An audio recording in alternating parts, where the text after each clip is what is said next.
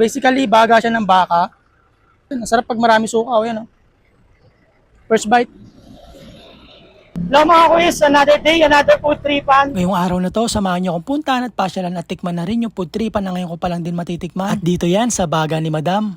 Hello madam, ma'am, saan po located tong baga ni madam?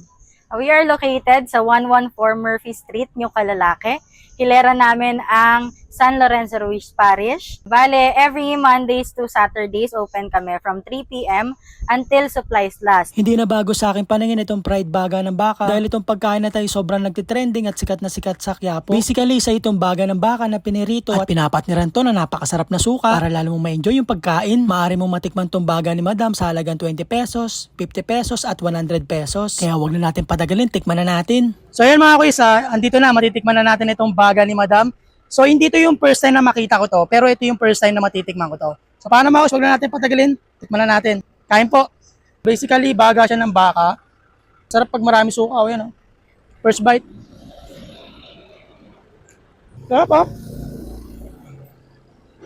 Legit, mga kuis, masarap. Legit, mga kuis, halagang 100 pesos na to, masarap siya. Try nyo na mga kuis.